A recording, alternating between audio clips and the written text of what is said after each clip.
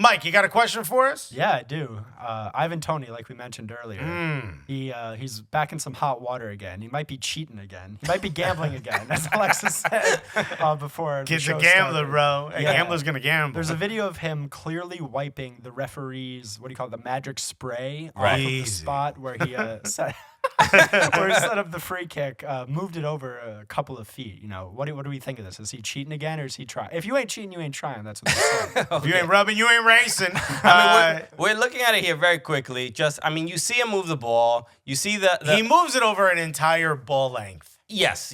So the referee's not looking. Everybody's setting up the wall. This is obviously Brentford against Nottingham Forest. My biggest complaint about all this is that he did this against Matt Turner, the U.S. men's national team goalkeeper. Which brings up a couple questions. Okay. Why was no one looking at it? Somebody could have communicated maybe to Matt that, hey, we got a cheater on our hands. Hey, whoa. This guy's doing something over here. Okay. But look, Ivan Toney, this isn't unheard of, right? We've seen this before. Lionel Messi just did this in the Leagues Cup and ended up scoring after moving the ball. The referee's not looking. You get a little, maybe the foam, the line is just a suggestion of where the ball should be placed. And maybe I can have, it's like he took a little artistic expression. For sure. Artistic freedom of where the ball should actually be, and ends up scoring the goal, getting around the wall. So a lot of people were asking this question. Did he move the ball closer to the goal? I know that doesn't matter, but I'm just asking. I mean, we're looking at it. A little bit, actually. Look, but it's to provide a better angle. But this is the real issue for me. I don't really care that he moved the ball. I care that he moved the foam, bro. The foam. He's simply right extending the foam. He's like, nah, this I don't know why I'm defending him all of a sudden. I was totally against this. The foam should be a little bit further. And he picks up the foam. You know what he did now that the Photoshop does it with AI? They extend the photo. Yes. Here's what the rest of the restaurant looks like that you can't see. Adobe Photoshop generative fill. He used the feature. What's his Mid-Journey? What's the AI? Bing. They all got it. The AI photo Mid-Journey or whatever. Mid-Journey is just one of the people. One of the He apps. just Mid-Journeyed it a little bit, bro. And that's what it is. So we're seeing here. He moves the ball, and now that you can clearly see that the foam is not where the referee placed it. He's like, yo, let me pick up some of the foam and just put it over here. Here's where he would have put it. Or she would have put it had they known this is where I was going to take the shot from. Exactly, and it's just a little misunderstanding. I will say placing the ball down is not an exact science, right? Like you can't get it closer, but you generally have like a range of area you're allowed to put it. But this is 100% wrong. Christina Uncle was on Morning Footy and she said that VAR couldn't check this because even though the law from IFAB states that VAR is there to check for things, one of the three parameters is something that contributes to a goal or affects whether a goal was scored. Yeah. Because this was during the stoppage, it couldn't have been checked. No, this brings up my point when it comes to VAR is, why y'all so strict? If you know something is messed up, you should be able to use it. We should add this to the laws. Yeah. If it's egregiously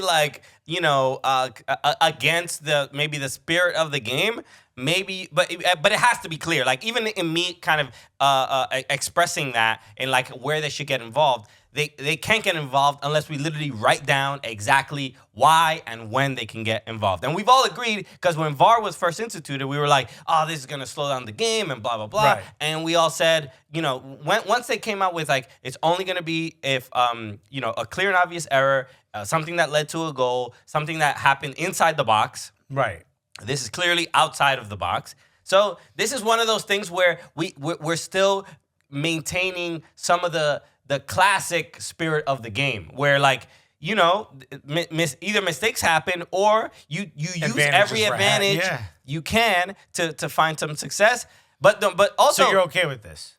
I'm sort of joking about it. I'm literally, the thing most upsetting is that it happened to Matt Turner. That's really all. Here's what Matt Turner could have stopped the goal from going in, and none of this would have mattered. Correct. But Matt Turner, you see during this moment, he goes to look at the position to set up his wall based on where the ball is placed, and he takes a peek.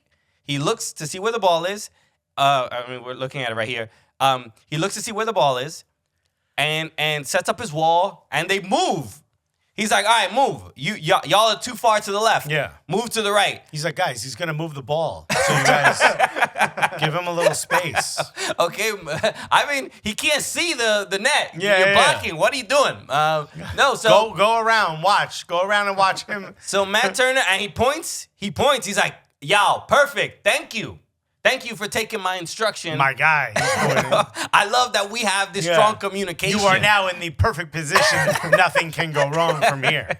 And look, and after the shot went off, after Ivan Toney took the shot, Matt Turner feet planted. He has no shot and even go. He doesn't even go for it. So it was a great shot. But this, I mean, he doesn't get this advantage. It's a much tougher angle, and when the ball actually does go in, it is mere inches from the post. So he gained a massive advantage by doing this. Exactly. So is it upsetting to me? Not necessarily, because the assistant referee should see this. We kind of had this conversation when Messi did this against, it was I believe FC Dallas in Leagues Cup. Mm. He moved the ball repeatedly, and every time the referee would turn his back to communicate with the people setting up the wall, boom, Messi would always slightly move it a little bit, and all of a sudden he's at the penalty spot. You know what I mean? Yeah. He's behind the goal. You're like, how are you there? And we're like, nobody notices. Yeah, the foam is there though. You're like, I guess that's allowed. I don't know. So that's kind of the frustration. I think this has to be a moment in the refereeing culture where we're like, yo, this is happening. Let's stay on top of this. It has to be another thing that we have to be mindful of. So after the wall is set up, go back and look, is the ball where I initially placed it? Because there should be some level of authority for the ref to be like, this is where the ball has to be. Right. Especially if I put the foam down. Yeah. That's what the foam is for. Do you guys think, though, this is as big of a deal if it's not Ivan Toney? Because I feel like this happens once every weekend, and the only reason we're talking about it is because Ivan Toney just came back from his gambling days. This is So day he's got, one. like, This yeah, is- exactly. It's like, bro, you can't even wait a week, you know? Right. It's like pulling out a knife at a bank day one out of jail. You're like, no, I was just, No. I was going to cut some bread. And you're like, we're all really tense, dude. How am I supposed to butter my bagel? Yeah. I don't know why you guys are freaking out.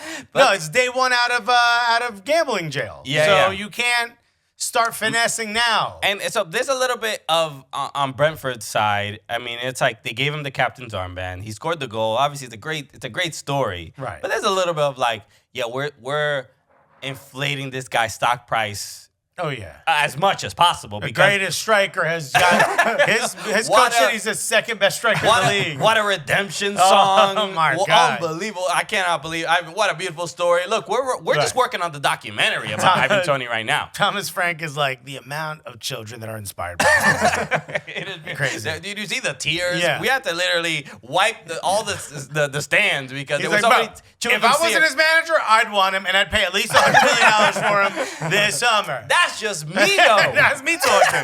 Okay. You know the guy who's known for good transfers and getting good deals. I'm just saying, you do you. You know?